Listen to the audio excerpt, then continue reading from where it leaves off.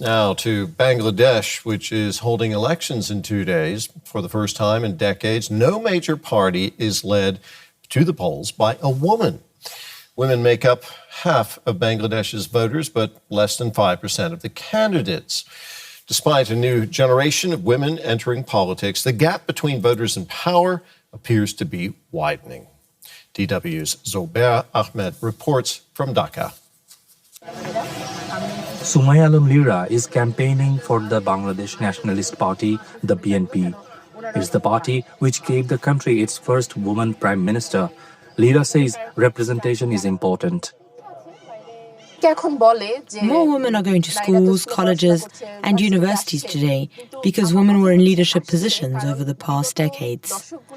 I'm not sure I would be standing here speaking to you if only men had held those positions. Lira's ambitions are still taking shape, but despite its history, Bangladesh's political structure offers little encouragement to women. For 35 years, women led the top positions in Bangladeshi political power. They were prime ministers, party chiefs, and behind-the-scenes power brokers. But now, for the first time in decades, no major party is being led into the election by a woman. Despite that history, the issue of women's representation is structural and chronic. Decades of women-led governments improved education and health, but did little for women's political power. Women have historically held less than 1 in 5 parliamentary seats, and many of those are reserved and filled by party nomination. In direct contests, women usually make up less than 5% of candidates, and a gap that reform promises after the uprising have failed to close. This failure frustrates Taslima Akhtar, a candidate from the Ganoshanghati Andolon, a party with progressive ideas. During the uprising, we fought against fascism, but we did not break free from its culture. We still haven't reached a point where the state or political parties see women and men as equals. Nominating more women candidates could have a powerful answer to that. But it didn't happen this time. Many women are afraid. And the way political parties have failed to nominate us has left many of us feeling disappointed.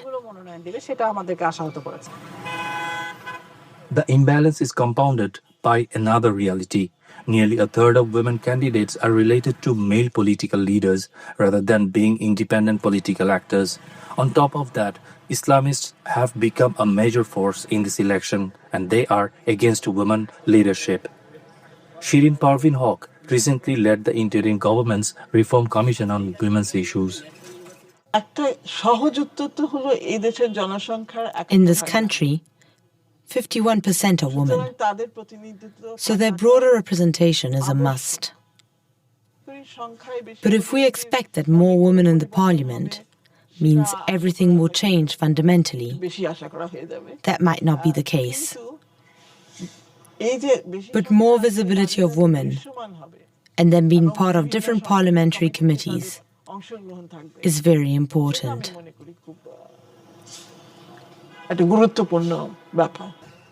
Back on campus, Lira knows she has to take it one step at a time. She hopes the path ahead will be wider for women like her and those who follow. More on this, we can speak now with our special correspondent, Nimisha Jaiswal. She joins us from Dhaka. Nimisha, Bangladeshi women played a central part in the 2024 uprising. Why is their political participation so limited now at this critical point just ahead of the election? Well, Tariq, of all the women that I've been speaking to in my time here, they have repeatedly said that despite their hopes that the revolution would bring a more equitable environment for women to participate politically, that has not been the case. In fact, that space has been shrinking. And one of the other things that I've heard repeatedly is that cyberbullying is playing a huge role in that. There are massive online hate campaigns being mounted against women activists as well as women politicians. And this is still a somewhat conservative society. So, for example, modified images off of AI are even being used to slander women that are taking up public space. Now, it is important to note that even though we keep talking about how Bangladesh has been ruled by a woman for over 30 years, both those women, former Prime Minister Sheikh Hasina and Khaleda Zia, had familial connections to politics. This does give a certain degree of protection. And the Election Commission here has found that in the past as well, the women who ran were more likely to win if they had familial connections or male relatives in politics. But even those women that we've spoken to who have these relatives say they're not safe from online hate campaigns. What arguments are the major political parties giving for not prioritizing women representation more? Well, Terry, when you ask these parties, they say that they are prioritizing women. For example, one of the leading parties, the Bangladesh Nationalist Party, the BNP, says that it promises that women will be a bigger part of policy making in the future if it wins, but they're only fielding 10 women candidates. That's less than 4% of the total candidates they're fielding. And even then, the BNP is one of the parties that's fielding the highest number of candidates. Now, when we look at the other leading party, the Jamaat-e-Islami, they haven't fielded a single woman candidate, and they're among 30 parties that have not fielded any women candidates at all. Now, the leader of the Jamaat-e-Islami is also raising a lot of controversy for allegedly misogynistic comments. He made an online statement about working women, equating them to prostitutes. That statement was taken down. They alleged hacking, but it has raised enough shackles here that women's rights activists have gone to the Election Commission asking for him to be disqualified. This is, of course, unlikely to happen, but alliance partners of the Jamaat, including the Youth Party that came out of the revolution, have actually lost women candidates thanks to the fact that they allied with the Jamaat-e-Islami. Now, some women candidates have decided to run as independents, I understand. Is that because of disappointment with established political parties?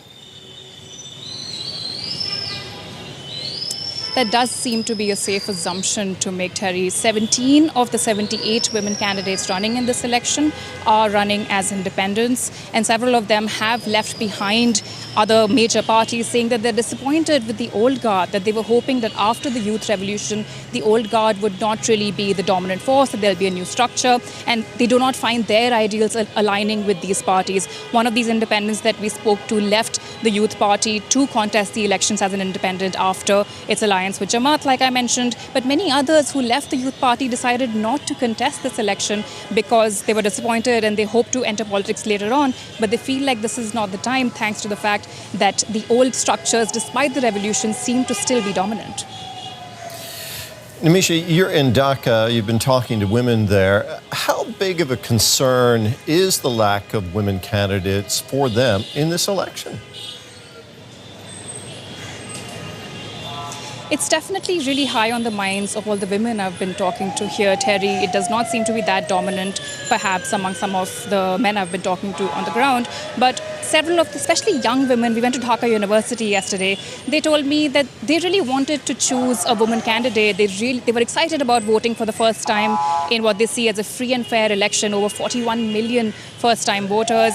But they said they don't even have a woman available on that list. And another reminder that I keep getting is that 51% of the population is women. Women make up a huge part of the workforce, especially the textile industry, but also many other massive industries. And women have said that until both online and offline spaces are made safer for women, Bangladesh is giving up a huge economic dividend. Nimisha, thank you. That was DW Special Correspondent Nimisha Jaiswal. Well, for more, I'm joined now by Sohela Nazneen. She is with Britain's Institute of Development Studies, where she focuses on gender politics and women's empowerment in South Asia. That includes Bangladesh. Ms. Nazneen, it's good to have you on the program. I'll start by asking you, why are we seeing such a low number of women candidates in Bangladesh at the moment? Thank you for having me on the show. There are three reasons behind this, and it is, as your report sort of showed, it is quite surprising for a country that has been led by women, and women are in all other sectors of the society and economy. And these three reasons are: first is the institutional design of the electoral system, and I will come to that and explain why that is, that you have fewer numbers.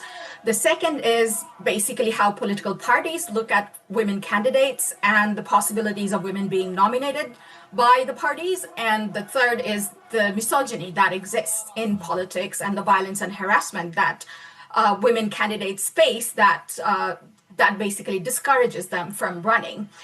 Coming to the first point, which is about the electoral system and its design. So we know that parties were asked to nominate at least 5% of the potential candidates that be women. Now, there's no sanction for not meeting this threshold, and none of the political parties, whether that's the center-right Bangladesh Nationalist Party or Jamaat, which is the Islamist party, or the new student-led party, has met that threshold. Ms. Nazneen, But it's all... Sorry. If I could just ask you, if I want to pick up on what you just said about the lack of female representation. If we look at Bangladesh's history, it has had two long-serving prime ministers.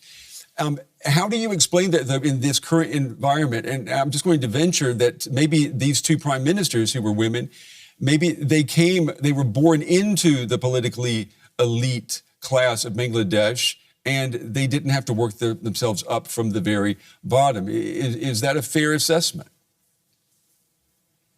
When they came into politics, yes, that is through family ties. Our ousted former prime minister, Sheikh Hasina, was the daughter of Army League's leader which won independence, right, in 1971. So she came through that, definitely. And Begum Khaleda Zia, who led Bangladesh Nationalist Party, was the wife of Ziaur Rahman, who was the founder of Bangladesh Nationalist Party. But having said that, both of these women held these positions for a long time. They did have to build up credibility and legitimacy from their supporters, right? But if you look at the candidates, and your report said about 1/3 of the female candidates are coming through political families, I can also reverse that question and ask how many male leaders are coming through family connections and networks. Families serve as a pathway through which you build political capital, and that applies for men and women both. But for women, this is it becomes one of the key pathways. Politics is quite violent. Mainly you learn politics either through student politics or through labor politics, right? Our trade unions are quite male-dominated spaces, so your chances are limited, right? And the other thing that happens in Bangladesh, the parliamentary seats, there are reserved seats for women. A lot of these times, these seats are used by political parties to distribute patronage. So it goes to women who are wives, daughters, sisters of the male leaders, and there are talks around, are these proxy representatives, right? So one of the ways you come into politics through reserved seats is through that family connection. So given those are the pathways you have, it's not surprising that most women come through family connections, right? Ms. Nazneen, unfortunately, we're out of time, but fascinating discussion, and I'm sure we will be talking again, perhaps as this election gets closer. We appreciate your time. Thank you. Thank you.